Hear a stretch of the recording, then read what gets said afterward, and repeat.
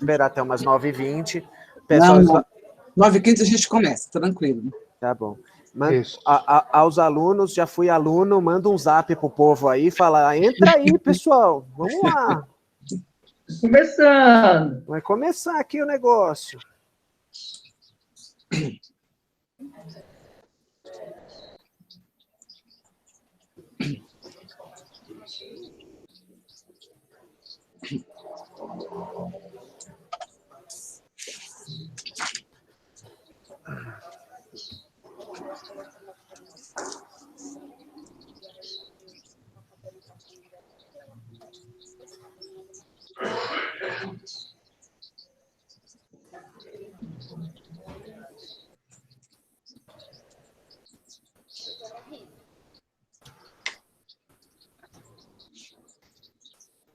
Espera só um pouquinho, eu tô numa vídeo, peraí.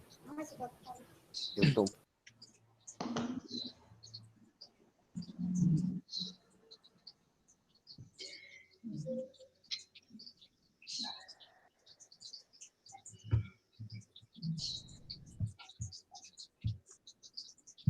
Acho que era bom ir mandando para os colegas essa entrada do Meet e a senha, gente, tá? Que assim fica fácil de quem for entrando entender o que está acontecendo. Mas vai visualizar aqui na tela também, né? Vai.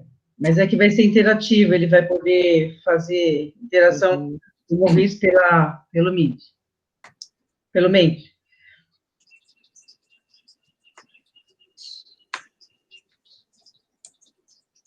Você tá chique, hein, Ana? Entendendo tudo aí. Ah, minha filha, essa é minha vida de EAD, né, Maurício? É nós, né, Ana? Tem que aprender. A Ana só não é perfeita porque não é Corinthians, o resto é tudo perfeito. Viva, meu Palmeiras ganhou! Esse assunto, para quem acabou de perder, não é muito bom, viu, Maurício? Corintiano é assim mesmo, o corintiano tá nem aí. Errei a roupa hoje, hein? Eu devia ter posto a minha camisa do Palmeiras aqui. Mas é que eu trouxe algumas estatísticas mundiais e aí ia desconectar, né, Ana? Não dá para falar de estatística mundial com roupa verde. Eu que sou cruzeiro, tenho que falar que eu não gosto do assunto, né? Porque realmente... Lumena, meu pai é cruzeirense, Lumena. Ele é gente boa, cara. Meu pai é cruzeirense, então eu tenho um carinho pelo Cruzeiro, mas o cabuloso tá ruim, viu? Não, tá ruim. Mas é que nem corintiano, tá ruim, mas tá aqui, né? É isso aí. Importante é isso, não desistir, não. Firme e forte. Vamos começar então, gente? E a Larissa gravando a gente falando dessas coisas. Larissa, paga essa parte. Lari, começamos? Então, pode ser? Sim, começamos. Está gravando. Então, gente, olha, bom dia para todo mundo, né? A gente, só para o também entender um pouco a estrutura da nossa C, a gente teve um primeiro bloco, que foi a atenção básica, a gente está hoje fechando um segundo bloco, que é o bloco das redes, né? Do cuidado em rede, a gente escolheu algumas redes temáticas para estar aprofundando, né? A rede de cuidado oncológico é uma delas, e depois vamos entrar também no terceiro momento aí da nossa UC, né, que teremos aprofundamento de outros temas. Então, já quero lembrar para os alunos que na semana que vem é importante que vocês já tragam, já entreguem, né, a avaliação deste bloco das redes.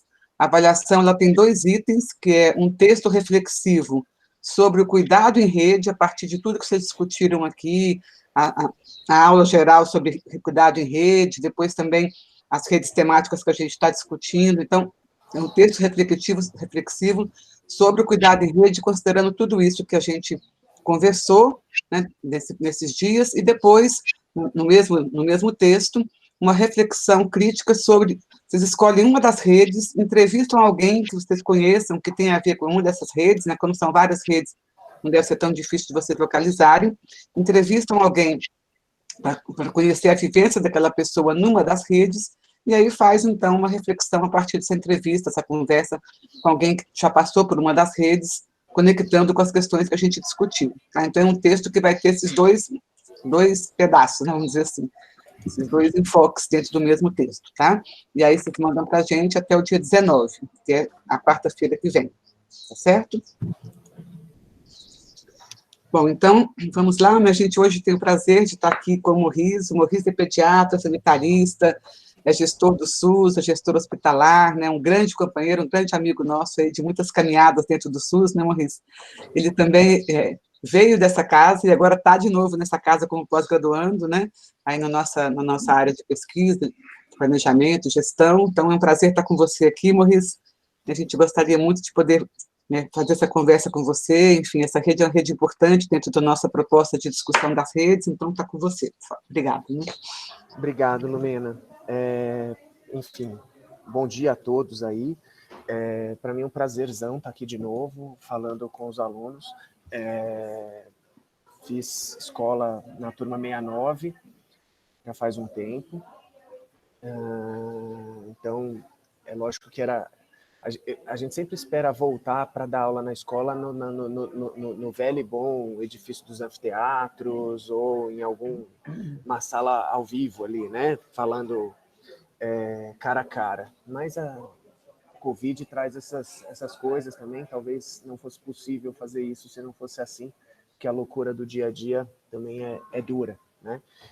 Eu tentei montar, pessoal, a encomenda da Lumena, do Arada, da Ana e do grupo para mim, foi falar um pouquinho com vocês de uma rede que ela é talvez uma das mais tensionadas hoje em funcionamento no Sistema Único de Saúde, que é a rede do câncer. Eu tentei trazer numa linguagem mais palatável.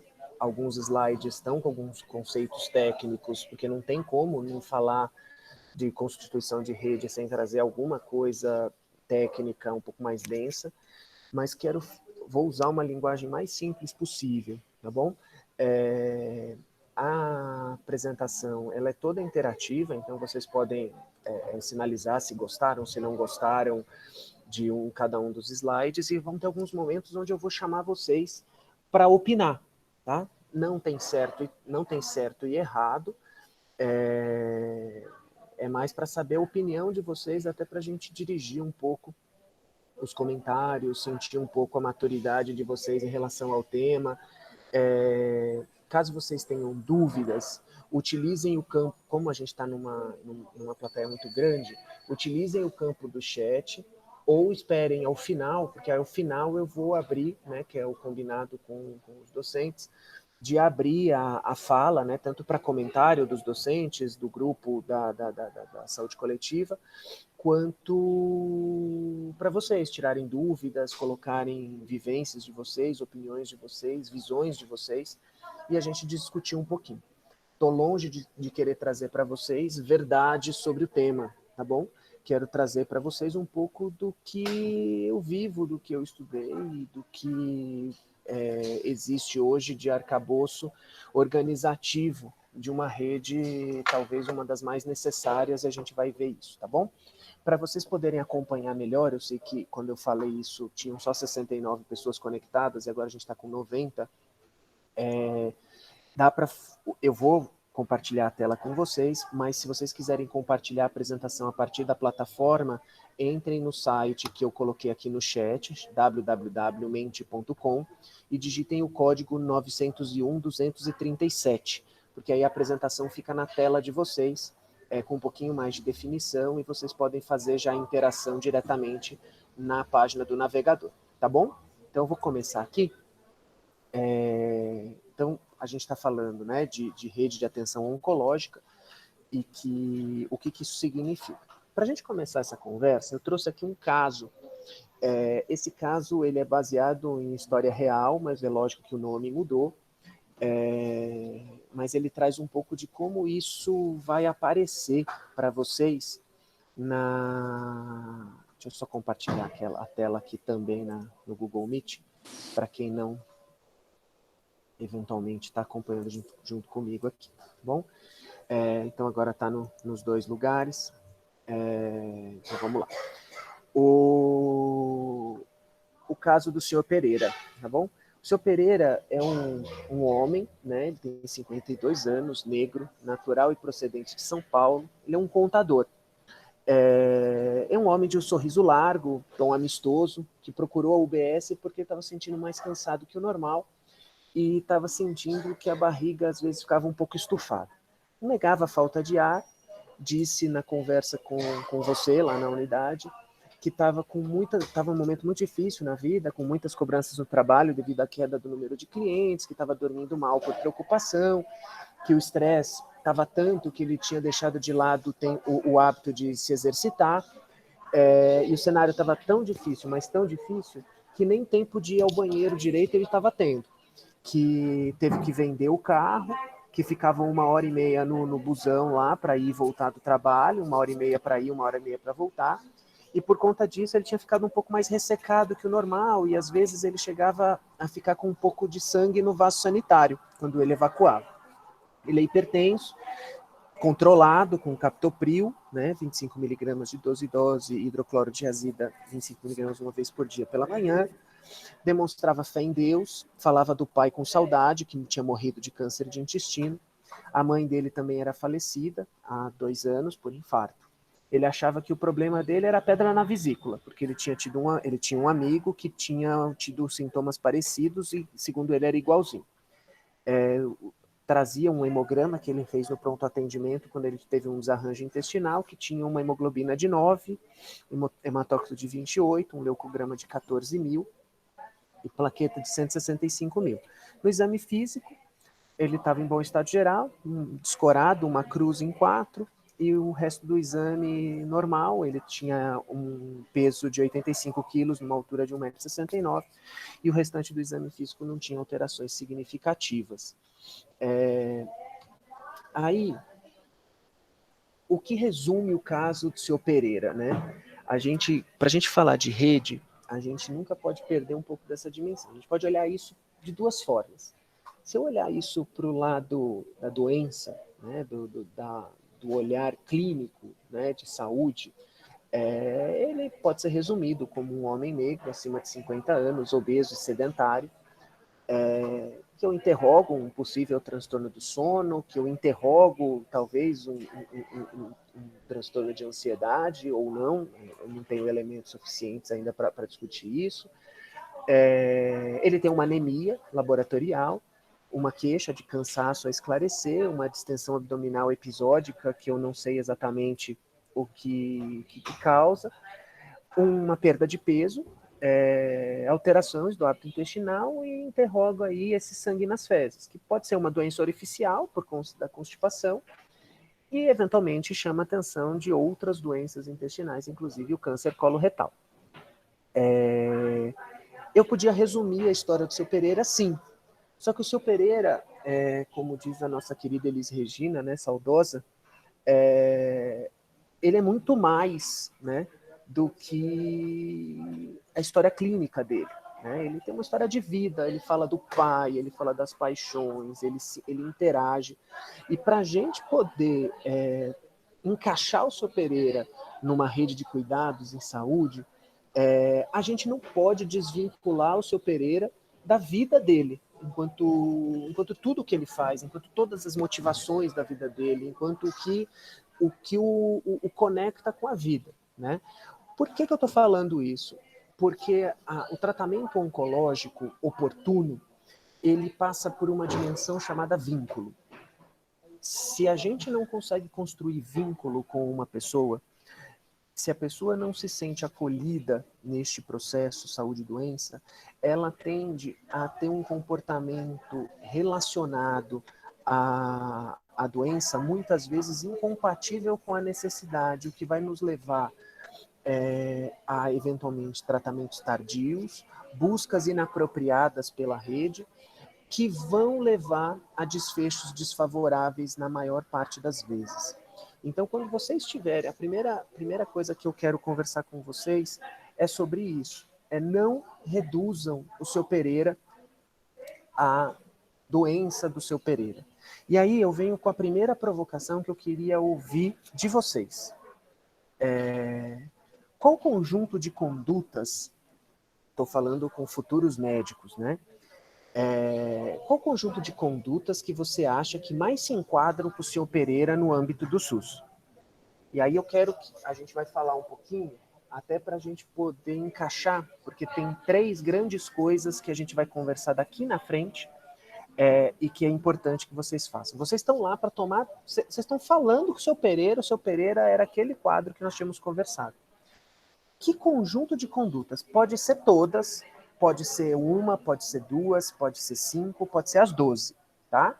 Você acha que o seu Pereira, você lá na frente dele, você ofertaria a ele um grupo de mudança de estilo de vida? Você encaminharia ele para um hematologista para tratar a anemia? Você encaminharia o seu Pereira para um oncologista para investigar o sangue nas fezes? Você solicitaria um exame de sangue oculto nas fezes como rastreio de câncer? Você solicitaria uma colonoscopia para ele? Você solicitaria uma polissonografia para ele? Você solicitaria exames gerais para check-up, como glicemia, perfil lipídico, eletrólitos, eletrocardiograma, um novo hemograma, uma urina tipo 1? Você prescreveria medicamentos para controle da obesidade? Você solicitaria um ultrassom de abdômen? Você solicitaria uma tomografia de abdômen? Você discutiria com seu Pereira sobre a sua percepção de adoecimento e construiria um projeto de saúde com ele? Ou você solicitaria um exame protoparasitológico de fezes para ele? O que vocês acham? De verdade, esperando aqui a interação aí, a gente está com bastante gente conectada, né? Estamos aí com 89 pessoas conectadas, esperando aí pelo menos metade da plateia posicionar para a gente seguir. Lembrando que assim, não tem... Vocês estão fazendo o papel do médico do seu Pereira. Então não tem... aqui nós não estamos discutindo certo e errado. Nós vamos discutir um pouco o que significa cada uma das coisas que estão postas aqui e as repercussões desse pensamento em rede, né? Como a Lumena falou, eu imagino que vocês tenham tido provocações de redes em vários momentos do curso, e eu quero, vocês estão no segundo ano, ainda estão médicos em formação, mas vocês vão ser chamados, em muitos momentos, a palpitar, né? Você entrou na faculdade, seu nome estava lá na lista de aprovados, e já tem gente te perguntando que remédio você tem que tomar, que médico você tem que passar, o que tem que fazer. Então, a discussão aqui é muito mais para discutir o que repercute cada uma das decisões que estão postas aqui. Vamos esperar aqui, já estamos batendo 36 contribuições. Vamos lá, pessoal. 38, mais um pouquinho. Quem dá mais? 39.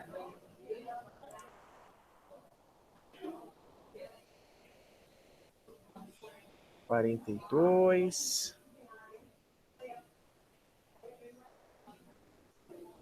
44. 45. Na hora que bater em 50, a gente retoma. Mas podem continuar falando, tá? Pode continuar apertando. Eu vou começando a comentar aqui. Então, gente, é o seguinte. Quando a gente fala do seu Pereira, a gente tem que... Primeira coisa, o que se espera de um médico de família, né, e um médico generalista no âmbito do Sistema Único de Saúde? Que, antes de tudo, ele seja um bom clínico. Tá? A gente sempre fala isso, porque o que se espera dos múltiplos profissionais é que eles saibam com excelência a parte clínica. Mas isso não basta. Tá? Isso é um pressuposto, é a primeira coisa que se espera, mas isso não é a ferramenta única. Né? Isso faz parte do conjunto de ferramentas que vocês vão ter que ter na prática de vocês. Então, quando a gente fala, por exemplo, do caso do seu Pereira, o seu Pereira, ele é um homem negro de acima de 50 anos, com antecedente familiar de câncer de intestino, sedentário, tá bom? E que tem uma história inespecífica de sangramento intestinal.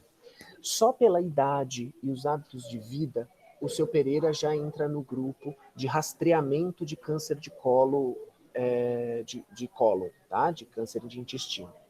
O câncer, segundo o INCA, tá? A população acima de 50 anos com esses antecedentes precisam fazer exames de rastreio para câncer de intestino.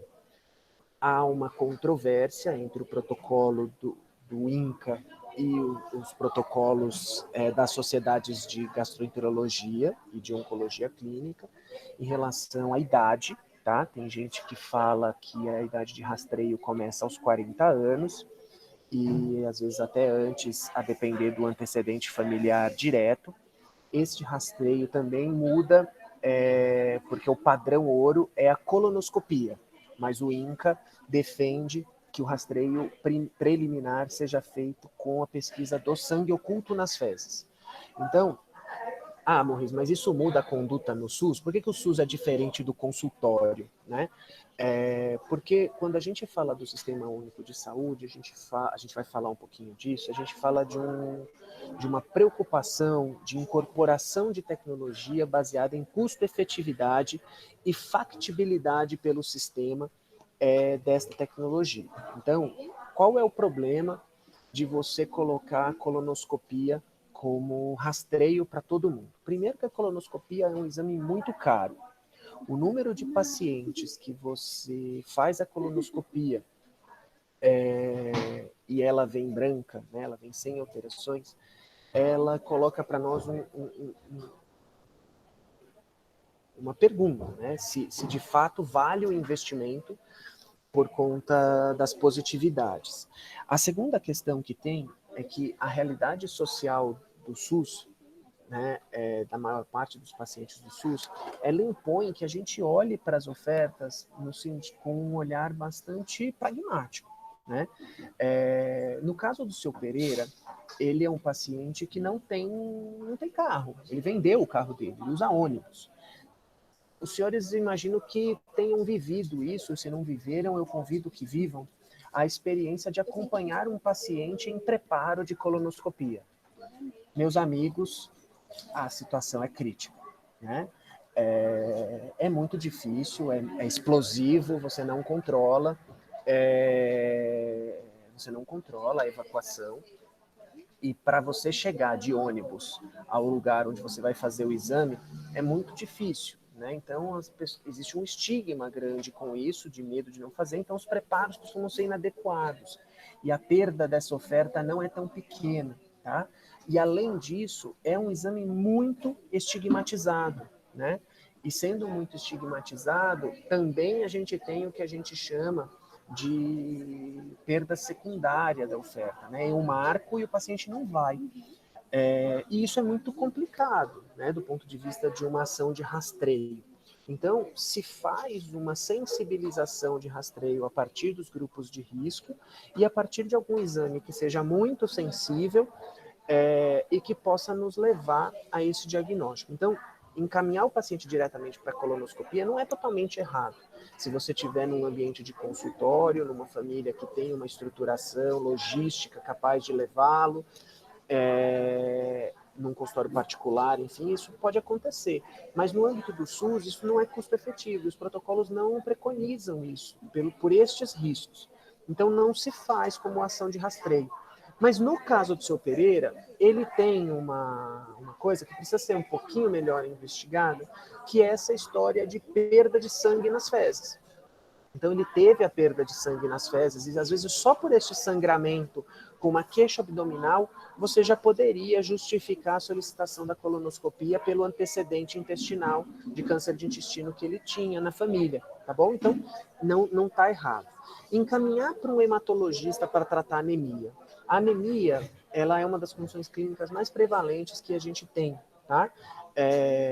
E a anemia por si só, ela não é motivo para você encaminhar um hematologista. Ela é uma condição que ela é tratável, diagnosticada e tratável na atenção primária. Então, um hemograma para você, um perfil, né, de ferro, né, com ferritina, transferrina, para você caracterizar a anemia, é muito importante antes de você encaminhar, porque uma anemia ferropriva ou um paciente que está provavelmente descuidando da sua alimentação, às vezes simplesmente uma suplementação de ferro, se você não encontrar uma causa clínica para isso, você pode fazer isso na atenção primária sem grandes dificuldades, tá? Encaminhar para um oncologista por conta do sangue nas fezes. a gente vai falar um pouco sobre isso. O oncologista, ele não é uma oferta muito disponível no SUS. Ele é uma das ofertas mais estranguladas que existem. Quando você encaminha para um oncologista fora do protocolo, e a gente vai falar também sobre isso, você, às vezes, você só tira da sua mão com uma sensação de que você está gerando cuidado naquela pessoa. Mas o oncologista, e aí você vai fazer uma pessoa que você não sabe se tem câncer, competir por uma vaga com gente que sabidamente tem. Então, do ponto de vista de equidade, nós estamos produzindo para essa pessoa uma falsa sensação de acesso, e para todas as outras pessoas que eu tenho diagnóstico já confirmado, um retardo do acesso, né? Então, quando vocês estiverem na prática clínica de vocês, isso precisa estar em mente, né? De como eu uso melhor a prática, e para isso existem os protocolos de encaminhamento que eu vou falar.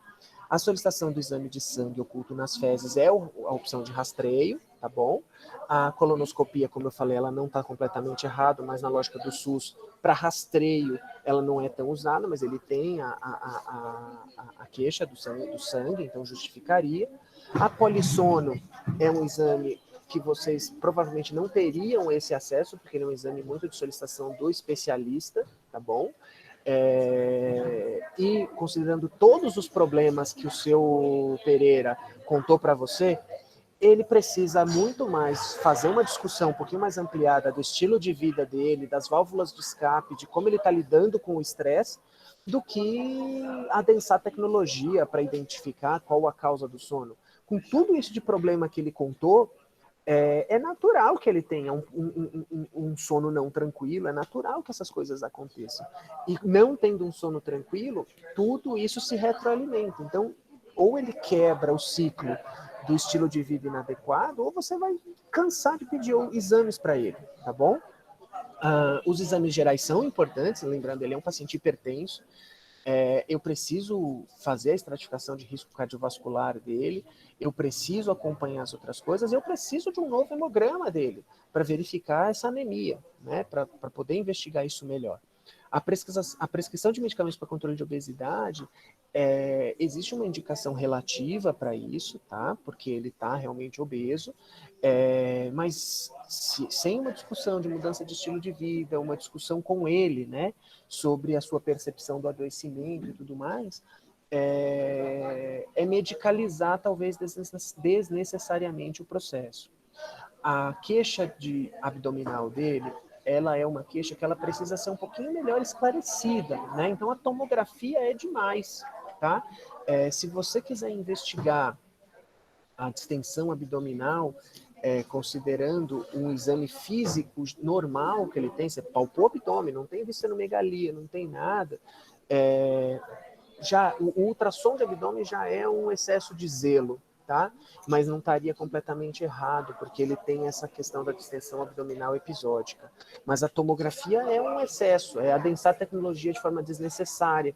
E hoje em dia, quando a gente fala em prevenção quaternária, e quando eu falo em prevenção quaternária, né, que é o ato do profissional de saúde em evitar dano pelo excesso, né, de ações assistenciais, isso ganha muito peso, né? E o protoparasitológico de fezes, ele tem uma indicação relativa também, né, porque a perda pode ser por uma parasitose, mas principalmente ele sendo uma pessoa que mora numa cidade, tendo moradia, tendo uma situação mais esclarecida, isso é cada vez menos prevalente. Então, eu acho que faz parte de uma investigação, né, local de anemia, sim, principalmente com a queixa, né, de sangramento nas fezes e tudo, até como diagnóstico de exclusão, né, a gente precisa tirar para excluir esse diagnóstico, mas não é cada vez menos importante. Fora do Brasil, por exemplo, em centros mais desenvolvidos, ele nem entra no conjunto de exames a serem solicitados, tá bom?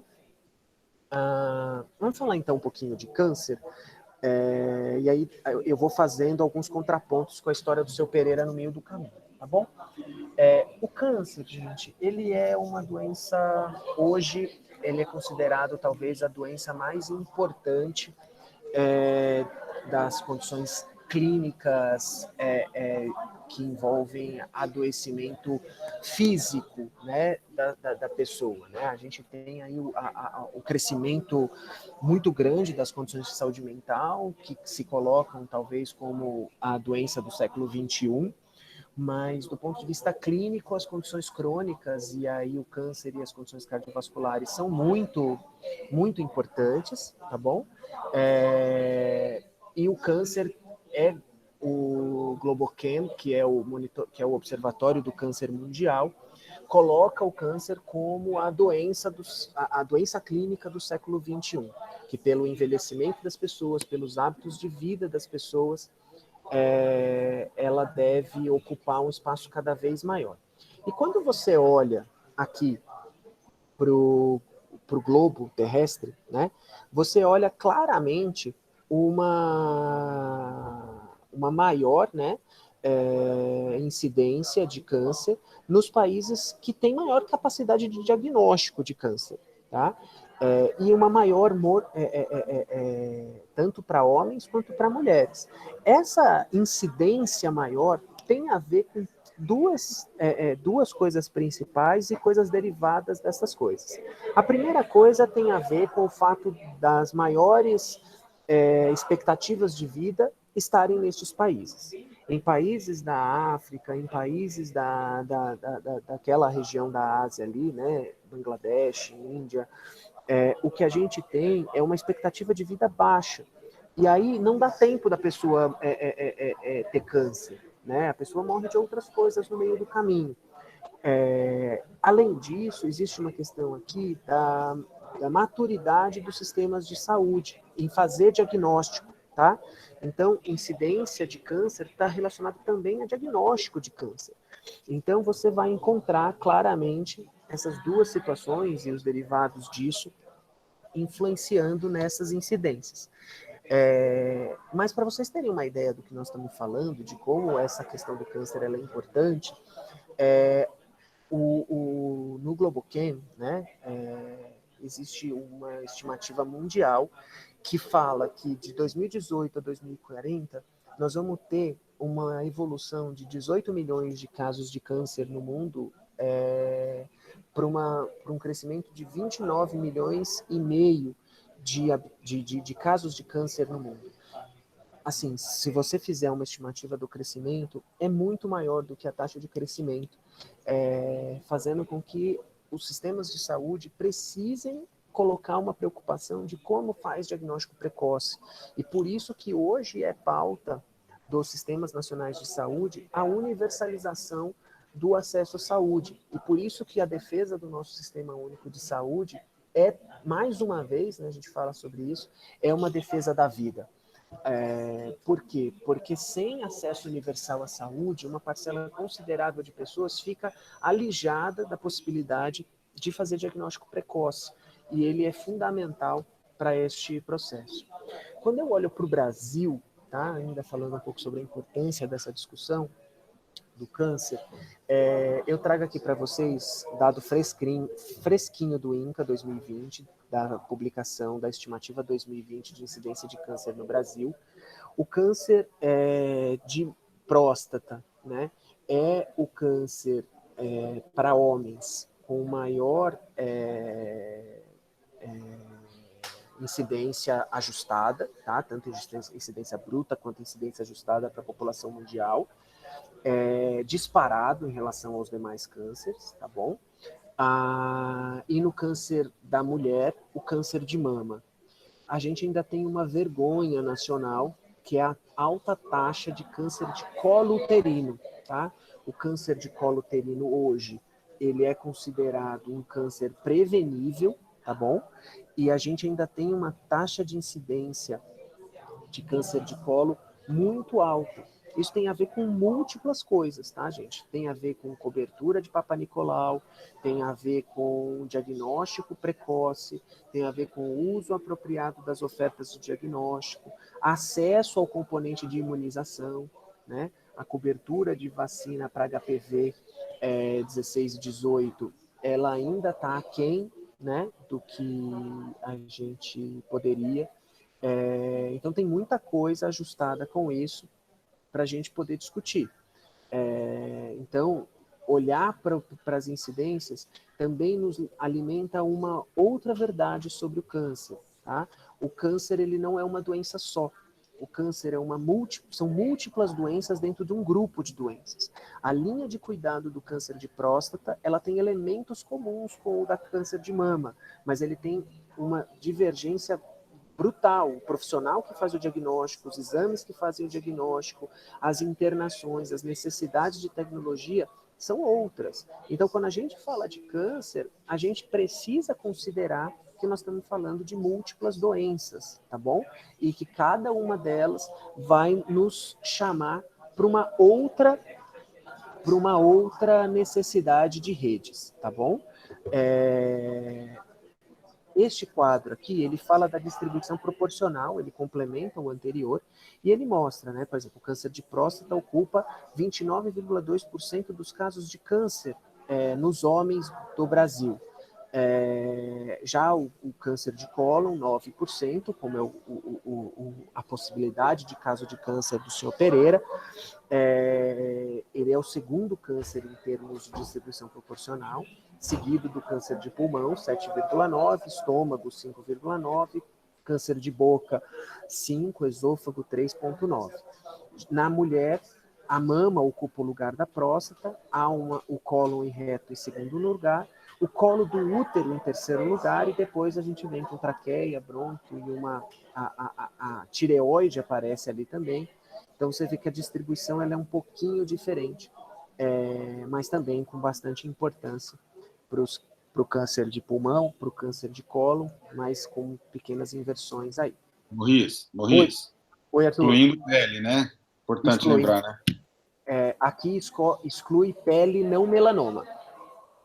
Né? Esta estatística, o Arthur lembrou bem, ela exclui o pele não melanoma, porque o pele não melanoma ele não entra nesse diagnóstico, até pelas questões de diagnóstico, muitas vezes ele é restrito ao sítio, não gera notificação de câncer, é difícil você fazer esse segmento, e ele geralmente não entra na estatística, e ele é muito prevalente, né? O câncer de pele não melanoma, ele é muito prevalente, até pela exposição das pessoas ao sol, muito bem lembrado pelo Arthur. Aqui a gente está falando das estimativas para 2020 dos novos casos de câncer por estado. E aí a gente já começa a entender um pouquinho, vocês, estudantes de medicina, que estão se formando no estado de São Paulo, né? A importância de entender o câncer no âmbito do nosso estado, tá bom? A primeira coisa, olha lá o estado de São Paulo, né? Todas as neoplasias malignas somadas geram uma estimativa de incidência de 156.870 novos casos, tá? Isso é muita coisa, tá bom? Então, acho que está bastante clara a importância do tema para a gente seguir. Em relação vamos falar um pouquinho da rede de câncer agora, tá bom? A rede de câncer, ela entra na lógica das redes de atenção que vocês já tiveram nas outras aulas. Eu não vou me ater aqui a muita extensão de comentário, porque as redes, elas substituem a base de organização baseado na velha pirâmide, né? Que tinha a atenção básica e os níveis de complexidade, né, a média complexidade, alta complexidade, por uma atenção primária à saúde, uma rede poliárquica que coordena cuidado, com múltiplos itinerários, permitindo, teoricamente, maior mobilidade das pessoas nessa rede. Quando eu olho para essa rede e vejo, né, a rede do câncer, só um minutinho, eu tenho que considerar algumas coisas. Primeiro, a importância epidemiológica do câncer, que já foi falado, a magnitude deste problema enquanto um problema de saúde pública, e o que existe hoje enquanto estratégias preconizadas, né? A rede do câncer, ela não se estruturou do nada, ela é um organizativo do sistema que vem em paralelo ao sistema de saúde, e desde que existe oferta de saúde e existem diagnósticos de câncer, existe alguma tentativa de oferta para dar resposta ao SUS, ao câncer no SUS, né? Então, desde que o SUS existe, o SUS já nasceu com alguma preocupação relacionada ao câncer. Depois eu mandei para os professores um artigo da Maria Inês Gadelha sobre a história do câncer no Sistema Único de Saúde, e é muito bem remontada essa coisa para quem tem um pouquinho mais de curiosidade. Hoje, o câncer se insere na discussão das doenças crônicas não transmissíveis, tá? E ele tem uma política própria, que é a Política Nacional para a Prevenção e Controle do Câncer, e a organização de uma portaria específica, que é da Rede de Atenção Oncológica, que eu vou comentar com vocês um pouquinho aqui na frente. Nessa lógica das redes de atenção, esse desenho da rede de atenção oncológica, ela vem para tentar romper com a fragmentação e fazer com que as pessoas com possibilidade de câncer e as suas histórias de vida possam encontrar um itinerário rápido e seguro para o seu diagnóstico de câncer, tá? Então, elas tentam ser integrais, no sentido de entregar todas as fases do tratamento, então, desde o diagnóstico precoce, as ações de rastreamento, as ações de promoção, seguindo para as fases de atenção especializada, onde eu preciso de tecnologia leve, dura e dura, mais especializada, para fechar diagnóstico, as ações de tratamento do câncer, né, da quimioterapia, da radioterapia, e as ações de segmento pós-câncer, né, seja ele para acompanhar as recidivas e o tratamento bem sucedido do câncer, quanto as ações de paliação do câncer, né, os cuidados paliativos. Então, essa integração sistêmica, ela está prevista no desenho que a gente chama de rede de atenção do câncer, tá bom? Essa rede, ela é supostamente centrada na pessoa, tá bom? Por que eu falo supostamente? Porque apesar do desenho de redes ainda ele ser um desenho pensado para ser centrado nas pessoas, ele não rompeu completamente a fragmentação do sistema, né? A gente ainda vive múltiplos sistemas convivendo dentro dessa mesma rede. E a portaria 140, né, de 2014, que estabelece, né, os parâmetros de funcionamento dessa rede do câncer, ela definiu alguns equipamentos especializados de câncer. Então, assim, significa que o cuidado de câncer ocorre só nesse lugar? Pelo amor de Deus, não. Se existe uma mensagem que eu quero deixar para vocês no desenho da rede, é que a rede ela é sempre desenhada numa lógica poliárquica, com a atenção primária tendo um papel importante neste processo. Então, eu tenho ali a pessoa, essa pessoa, para as ações de prevenção e promoção, encontra na unidade básica de saúde um conjunto de ações e serviços capazes de fazer diagnóstico, de fazer rastreamento, de fazer cuidados de prevenção e promoção à saúde, e que deve disparar uma série de ações para diagnóstico precoce. Geralmente é a porta de entrada para os sistemas de regulação ambulatorial do câncer. Tá? A segunda porta que essas unidades básicas têm são os chamados ambulatórios de especialidade, que geralmente eu vou ter o acesso ao especialista que vai fazer o câncer, vai fazer o diagnóstico mais fechado do câncer. Alguns diagnósticos eu consigo fazer já em unidade básica de saúde, outras eu preciso do ambulatório de especialidade para fazer. Né? Então, por exemplo, eu tenho lá o caso do seu Pereira. Ele tem lá um caso de sangramento. Pode ser que, quando eu peço uma colonoscopia para ele, da atenção básica, eu já venha com o diagnóstico. Mas pode ser que não. Ou pode ser que ele tenha uma situação de ter mais do que um sítio diagnosticado de câncer. E eu preciso fazer o diagnóstico do tipo histológico daquilo. E eu não vou conseguir fazer isso da atenção primária. Eu vou falar um pouco sobre a diferença entre diagnóstico presumível de câncer e diagnóstico oncológico, que não é uma diferença pequena, tá bom? Eu tenho o papel do hospital geral, que muitas vezes pega esse paciente sintomático e que perdeu a oportunidade de fazer o diagnóstico em unidade básica de saúde. Eu tenho o papel das unidades de urgência e emergência, que muitas vezes são a porta de entrada para este mesmo paciente. E o hospital, além da porta, ele faz o cuidado de enfermaria. E eu tenho o papel da atenção especializada oncológica, que eu tenho tanto as unidades de assistência de alta complexidade em oncologia, os chamados UNACONs, e conforme o número de ofertas que eu adenso ali, esse UNACON, se ele tiver todos os serviços dentro dele, ele é um centro de assistência de alta complexidade em oncologia, um CACOM.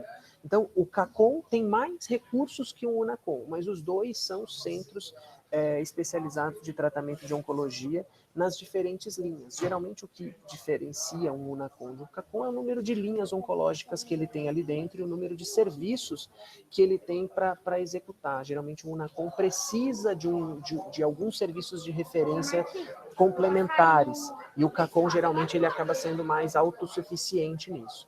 Além disso, existe o papel dos hospitais gerais que fazem cirurgia oncológica, os serviços de radioterapia isolados e os serviços de oncologia clínica em complexos hospitalares que não são efetivamente CACONs ou UNACONs, tá bom?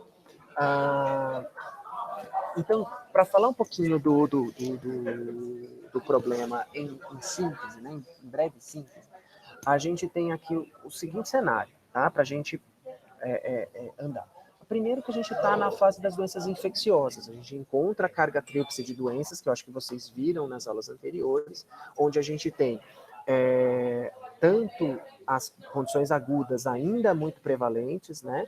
A gente tem convivendo com isso as causas externas, os acidentes e os agravos de violência, e eu tenho as condições crônicas, entre elas o câncer. Essa necessidade de reconfiguração em movimento de uma rede de saúde encontra um SUS que passou da lógica do subfinanciamento para uma lógica de desfinanciamento, com uma rede em constante formação e com uma dificuldade técnica, né, em produzir rede suficiente e romper com essa fragmentação. E eu tenho uma rede de câncer que ela, assim como o SUS, também está em formação, com um agravante. É uma rede complexa, uma rede múltipla, porque cada caso de câncer tem a sua própria complexidade, e uma rede cara de uma doença que está em aumento de incidência. Então, tudo isso gera um cenário muito difícil, que contribui para diagnóstico tardio, frustração profissional, descrédito do sistema, e resulta em ano potencial de vida perdido das pessoas que têm a sua vida abreviada pela doença ou a sua vida produtiva abreviada pela doença. Voltando aqui para a nossa interação, né? Falei um monte de coisa, falei para vocês logo no começo, não tem como falar de rede, tem muito mais coisa do que isso para falar em relação a arcabouço técnico da rede de câncer, vou falar algumas depois, mas isso é uma síntese, tá bom?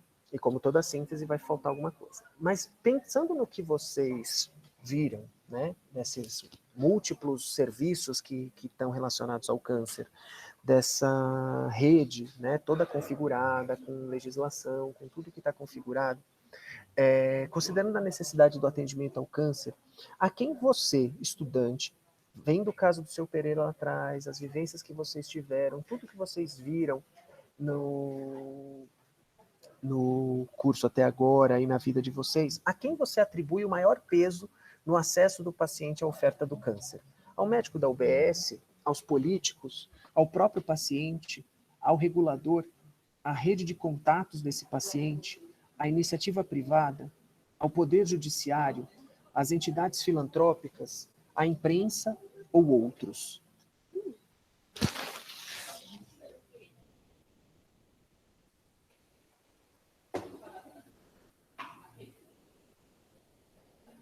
Tá, ele passou lá. Passou. E ela respondeu no e-mail. Eu liguei pra ela, falei que ela tá fazendo relatório. Ela fez com o e-mail. A gerente não fica com a gerente, né? A enfermeira. Esqueci o nome dela. Vamos lá, vamos seguir. O pessoal que está votando aí, tentar chegar pelo menos lá na escala dos 40 e poucos, de novo. E aí a gente segue, para a gente comentar e seguir, tá bom?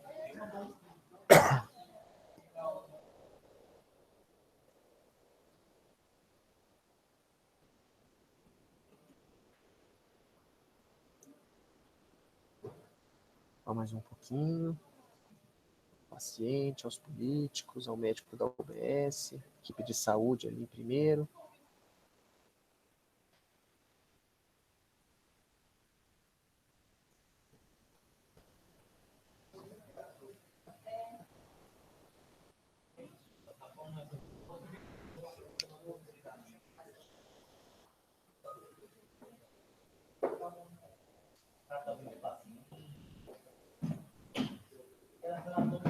Tem outros ali, legal. Então, vamos seguir aqui, até para a gente ter tempo de comentar depois isso daqui, tá bom? Legal, vamos lá.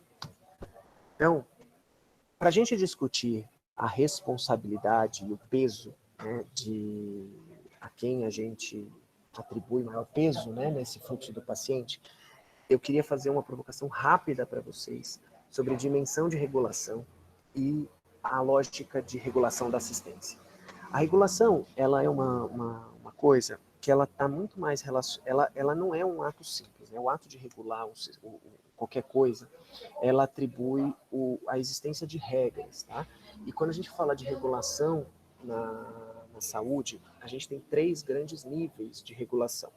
A regulação de sistema de saúde, que são as grandes regras do sistema de saúde, tá bom? Nós estamos falando das políticas de saúde, nós estamos falando aqui de regramentos gerais desse sistema, tá bom? Eu estou falando de regulação, a segunda dimensão é uma regulação de atenção à saúde, onde eu tenho a organização dos modelos de atenção e dos processos de cuidado. Tá? Então, quando eu falo, por exemplo, de um modelo de atenção especializada, quando eu falo de uma organização da rede de atenção oncológica, eu estou falando de um jeito de fazer a atenção à saúde. E existe um regramento para esse jeito. Isso é a regulação da atenção à saúde. E existe uma dimensão mais fina deste processo, que é da operação, que a gente chama da regulação de acesso, que eu determino as regras de acesso.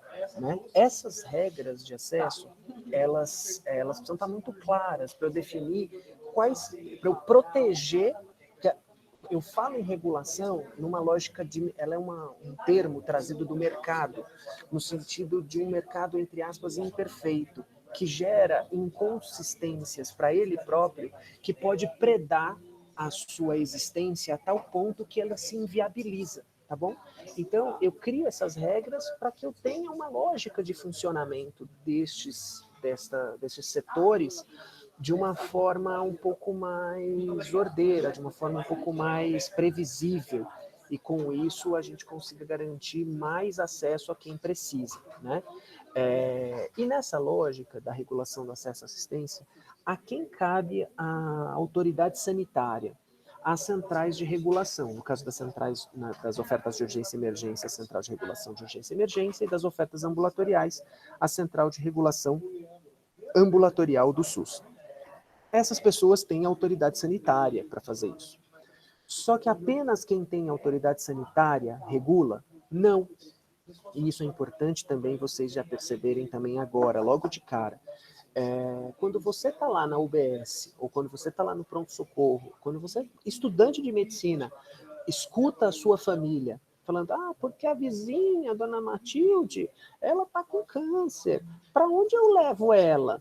Você está, de uma certa forma, fazendo uma ação de regulação, quando você fala, bate lá no pronto-socorro do Hospital São Paulo, vai lá na porta do Santa Marcelina, vai lá na UBS, liga pro deputado fulano de tal, judicializa essa bagaça aí, que aí todo mundo tem que pagar, não tem que ficar demorando não. Todas essas ações, elas são ações de regulação assistencial. Então, o usuário, ele é promotor de uma rede própria, de uma rede que ele promove para si um desenho de rede que ele é praticamente singular, a partir da rede que ele encontra. E essa rede que ele encontra, ela não é a rede que a gente desenha, ela não é a rede que de fato existe no papel, é a rede que ele enxerga, experimenta e de uma certa forma busca. E ele rompe essas portas com múltiplas forças, e muitas dessas forças, elas têm no profissional de saúde um vetor extremamente importante. Por quê? Porque o sistema tem uma certa flexibilidade para garantir que este contato entre dois médicos produza cuidado também. E ele é potente, né? Então, a gente precisa desenhar e caminhar para um sistema regulado, que tenha transparência, que garanta equidade, etc. Mas a gente também não pode fingir que não existe todo esse conjunto de forças que, de uma certa forma, participam deste processo regulatório. E por que eu estou falando isso? Porque eu quero discutir com vocês, na prática, o desenho da rede de oncologia no estado de São Paulo. Tá? A rede de oncologia no estado de São Paulo, ela encontra um desenho que ela entra no meio de uma briga política. Tá? Essa briga política, ela vem...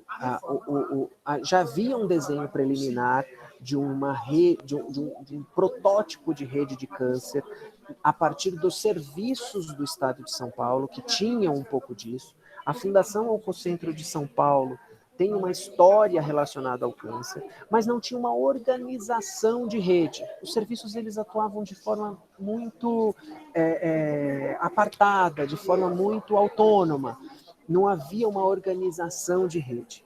O Ministério da Saúde, então, na lógica da construção das redes de atenção, solta a portaria das redes, e quando estava para soltar a portaria da rede de câncer, vai a Secretaria de Estado e corre para inaugurar a rede Hebe Camargo de combate ao câncer.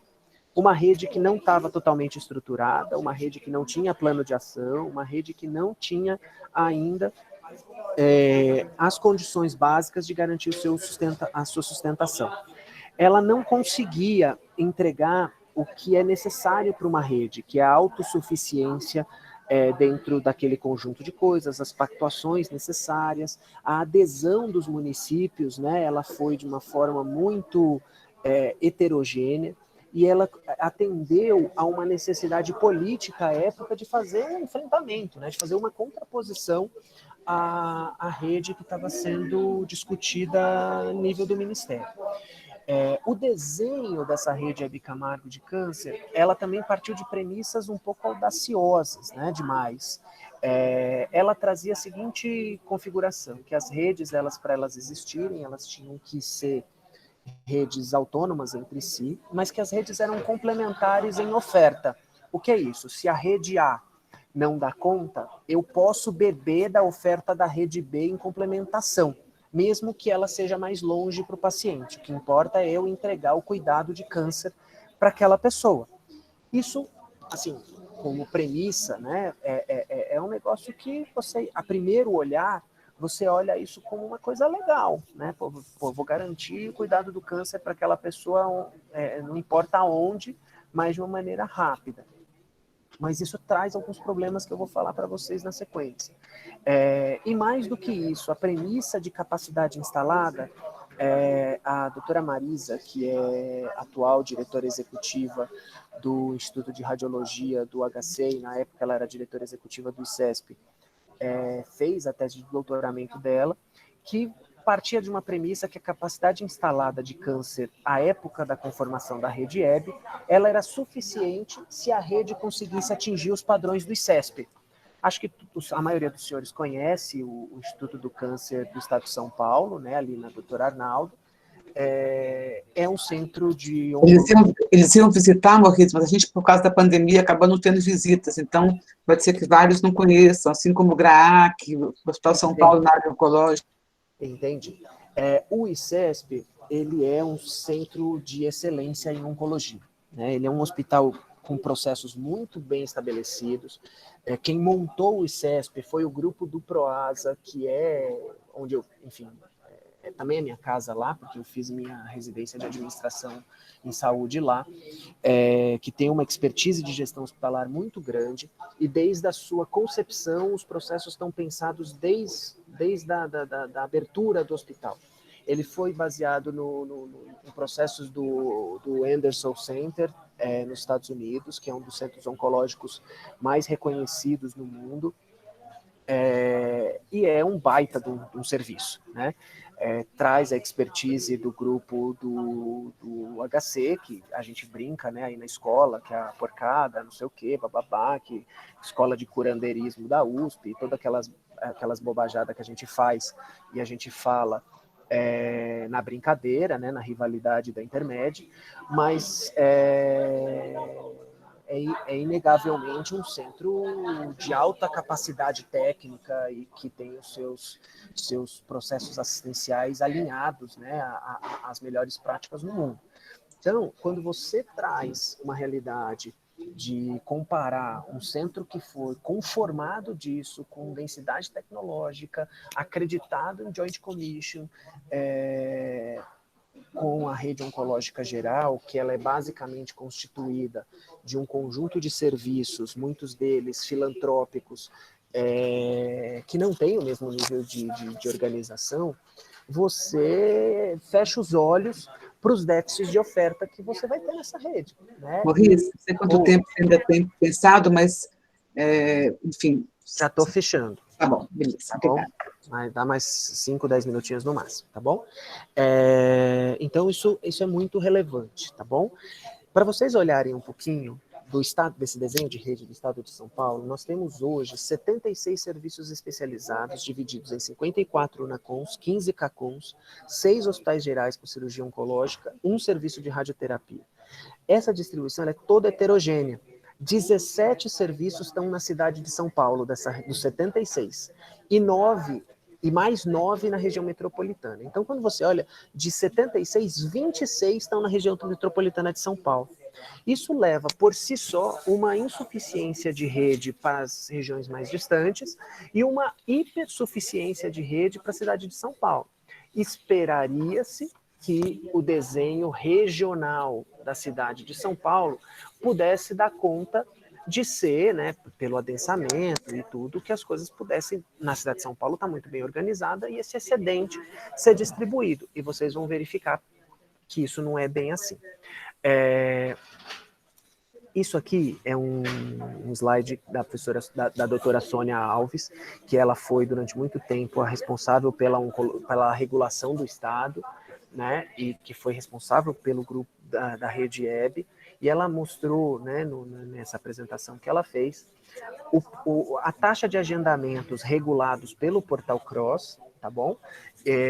De câncer, desde a implantação em 2014, e o crescimento, né? Isso é, a gente tem avançado na regulação formal do câncer, então os casos têm entrado de forma regulada, fazendo com que a gente tenha cada vez mais a possibilidade de uma participação bipartite neste processo. Porém, contudo, entretanto, eu não vou aqui para esse aqui é o fluxograma, depois vocês veem com calma.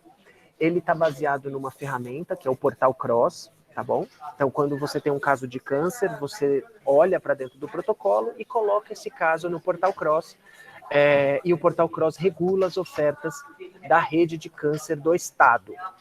Ocorre que os municípios eles têm autonomia para contratar serviços complementares, que não são regulados por dentro do Portal Cross.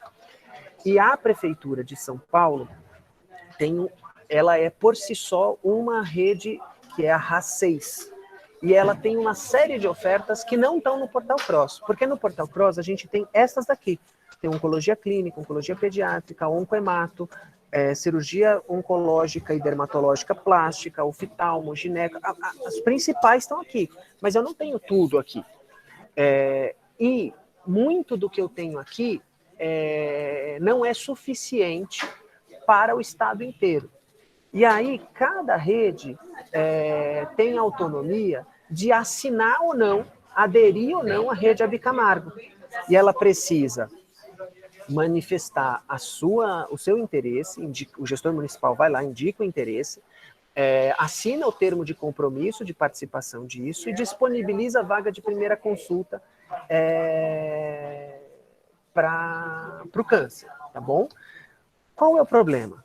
O problema é o seguinte, A rede EB, ela tem um protocolo geral, que é o protocolo do ICESP, tá? Esse protocolo, cada região tem autonomia de fazer pequenas modificações nele, a partir da sua realidade. E a cidade de São Paulo, sendo uma rede específica, que é a RA6, ela é conduzida por um grupo condutor municipal, e ele tem um processo um pouquinho diferente. Em vez de você inserir no CROSS e fazer tudo por dentro do CROSS, e ser uma regulação única, estadual e etc., ele faz uma regulação por dentro da agenda municipal, que é o SIGA, que é um outro sistema que vocês vão ouvir falar muito na vida. Então, o que o regulador, que é um administrativo, faz na unidade? Ele registra o caso no CROSS, pega o número do CROSS e põe dentro do SIGA. E opera a regulação do dia a dia dentro do SIGA. Então, qual que é o efeito colateral? Eu uso primeiro as ofertas que estão disponíveis no SIGA. Quando eu não consigo algo ali, porque o caso é complexo, ou porque acabou, ou porque a oferta me negou, aí eu ainda tenho o CROSS e eu uso o CROSS. Então, muitas das ofertas de gestores estaduais acabam perdendo regionalização. E eu vou mostrar alguns números para vocês. E olha só que coisa louca aqui. A rede de câncer, ela tem um protocolo de acesso. E quando eu falo, por exemplo, no caso do seu Pereira, eu estou lá, o câncer coloretal diagnosticado. Eu não acesso a consulta de oncologia em gastro se eu não tiver o anatomopatológico dizendo que ele tem um câncer de colo. Então, o seu Pereira pode peregrinar na rede em busca deste acesso que vai confirmar o seu diagnóstico de câncer, às vezes meses, porque para o sistema ele não é sequer um caso suspeito de câncer. E para isso foram criando, antigamente não tinha regramento nenhum para nada. Aí a gente teve um regramento legal. Veio a pressão, o movimento de pacientes com câncer é muito forte, e o Complexo Industrial da Saúde também faz uma pressão forte nisso. E na época, a presidente Dilma sancionou uma lei, né, que foi a lei dos 60 dias. Isso é, a partir do diagnóstico da suspeita de câncer, eu faço o diagnóstico oncológico. Fiz o diagnóstico oncológico. O paciente com diagnóstico oncológico na mão, ele tem 60 dias para ter o seu tratamento. O que muito sistema de saúde fez? Colocou gargalo no diagnóstico oncológico, né? Porque não tem recurso para tudo isso, etc, etc. E aí não dava acesso para fazer diagnóstico oncológico. Não fazia biópsia, não fazia colonoscopia, não fazia endoscopia, não fazia a parte que chega ao diagnóstico oncológico. O movimento do câncer se movimentou e no ano passado fez uma nova lei, que é a lei dos 30 dias. O que a lei dos 30 dias fala? A lei dos 30 dias fala que na suspeita de câncer, o paciente tem 30 dias para ter o diagnóstico de câncer. O que isso colocou? Na realidade, a gente tem, a partir da mera suspeita ao tratamento, ao início do tratamento, nós temos 90 dias. Isso é um ganho espetacular. Só que como que o sistema deveria monitorar isso? A partir de uma outra lei, que ele tornou o câncer uma doença de notificação compulsória. Agora, a lei, ela acompanha a sociedade, e a sociedade acompanha a lei. Se a sociedade não cobra sobre as leis existentes, os gestores, eles executam essas leis de acordo também com as pressões políticas que eles são exercidas. Então, esses sistemas de monitoramento de câncer, eles ainda patinam numa ausência técnica muito grande que hoje a gente vive no Ministério da Saúde, né? E os órgãos de controle têm dificuldade em cobrar os políticos locais em intensidade suficiente para garantir esses sistemas de monitoramento. Então, ela ainda é uma lei, ela ainda rege muito dos processos de judicialização da saúde, mas ela ainda não alcança de uma maneira efetiva todas as pessoas. Por quê? Porque esses sistemas de monitoramento que garantiriam, né, esse monitoramento por parte do gestor e principalmente dos órgãos de controle, eles são frágeis.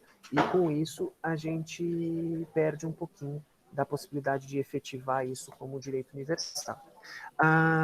Dando um pouquinho do cenário dessa coisa da perda de regionalização e o que ela representa, estou trazendo aqui para vocês alguns dados do Santa Marcelina, que é o local onde eu trabalho. Desde 2011, o Santa Marcelina aumentou o percentual de internações em 20%, tá bom? Isso é, câncer tem sido cada vez mais prevalente ali dentro. A variação percentual de óbitos caiu 10,89%.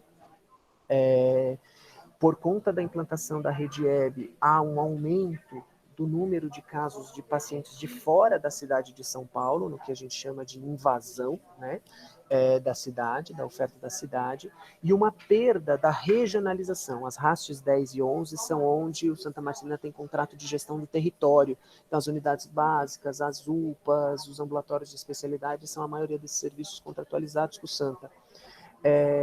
E a queda da variação percentual de óbitos na RASTs 10 e 11 foi o dobro da queda para as outras RASTs da cidade de São Paulo. Isso é, por alguma razão, pela proximidade do território, pela forma como se faz gestão desses casos em rede, a rede ela exerce um fator protetivo que reduz a mortalidade desses pacientes o dobro, né? Então, pode ser que o paciente que é de outras raças, de outros lugares, peregrina mais, chega mais grave, enfim, isso a gente está estudando ainda, faz parte até da minha dissertação de mestrado, mas algumas coisas a gente já pode depreender daqui como perguntas, né? Tipo, qual é o papel da rede enquanto protetora de desfecho, né? A regionalização da forma como ela está posta, né? Garantindo um acesso qualquer, mais rápido possível. Será que para o paciente talvez não fosse melhor ele esperar uma semana ou 10 dias a mais e conseguir um cuidado que vai ser continuado por meses, talvez anos, mais perto da casa dele? Será que isso não garantiria uma maior sobrevida a ele? São perguntas que estão postas. E quando a gente olha um pouco para o desenho da rede, a gente vê que ele tem muita oportunidade. O gráfico da direita, ele mostra, mês a mês, de 2013 a 2016, a taxa de admissão por câncer nas emergências na Inglaterra, que a gente usa de benchmarking. A taxa de admissão por câncer nas emergências inglesas, ela é de 20%. Isso é, 20% dos pacientes chegam nas unidades de urgência e emergência com um diagnóstico e fazem laço diagnóstico de câncer porque perderam a oportunidade de fazer isso ambulatorialmente. Isso é normal do câncer, é esperado. Algumas pessoas, de fato, vão fazer esse diagnóstico em unidades de urgência, né? Seja por uma evolução muito rápida, seja porque tigraram, enfim. No Santa Marcelina, a gente tem uma taxa de diagnóstico em pronto-socorro de 44%. Isso é, por alguma razão, os pacientes não estão encontrando o seu diagnóstico na rede ambulatorial. E eles são direcionados a uma porta aberta de uma unidade de urgência e emergência de um hospital de alta complexidade, que sabidamente é um CACOM, para conseguir o seu diagnóstico de câncer. Então, assim, é a rede produzindo as suas próprias alternativas. Além disso, né, para finalizar a nossa conversa, existe uma série de questões que atravessam, como a incorporação de tecnologia. Hoje, o tratamento quimioterápico do SUS, né, ele é uma boa parte dele, talvez a maior parte dele, de fornecimento central pelo Ministério da Saúde, para reduzir um pouco a pressão nos serviços. E existe um fluxo de incorporação de tecnologia por parte da Comissão Nacional de Incorporação de Tecnologia do SUS, que é a CONITEC, que evita a incorporação indiscriminada de tecnologias ainda sem comprovação científica. Só que os tempos da Conitec, às vezes, atrasam uma incorporação de alguns medicamentos. E fica sempre nessa disputa, né, entre a evidência científica, entre a necessidade do paciente e entre a pressão do complexo industrial da saúde. E este manejo é muito difícil, porque nós estamos falando de um campo muito arenoso, de muitos interesses comerciais e que é muito complicado. Encontra também uma realidade de tetos orçamentários e financiamento limitado, né? As linhas oncológicas, elas são linhas de alto custo, e o uso indiscriminado de certas tecnologias pode disparar custos que, para a realidade de financiamento do Sistema Único de Saúde, são incompatíveis. E o gestor, uma vez que ele não tem para onde correr, ele também precisa manejar esse teto orçamentário e o financiamento desse sistema. E os trabalhadores e as pessoas, e essa briga de foice no escuro, ela acaba gerando uma pressão de judicialização inevitável. E existe uma questão que ela é muito pouco explorada, mas que ela é muito presente, que é o mix público-privado nas questões de diagnóstico. Então, eu tenho lá uma situação, o meu gestor me nega o acesso, mas eu vou lá no doutor consulta e consigo a oferta. Aí eu já venho e dou aquela entubada, porque aí eu uso a lei.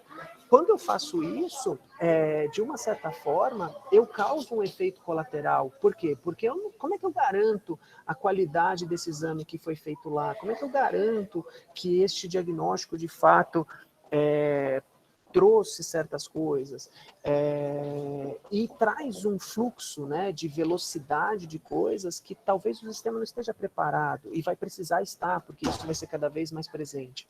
E o contraponto de uma saúde suplementar que sabe que o poder público ele tem uma faca na garganta por conta da Constituição Federal e que ele tem que ofertar.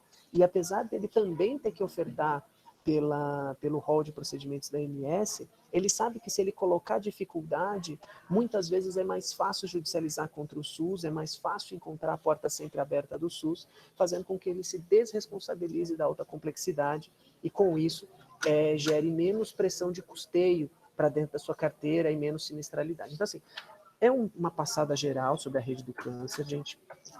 Não quero esgotar o assunto. Sei que é um assunto muito denso, sei que é um assunto que ainda é distante para vocês. Se vocês tiverem dúvidas específicas, meu e-mail está aí. Estou à disposição para conversar. Fui do centro acadêmico, fui do DCE, participei pouco da Atlética, mas cheguei aí também.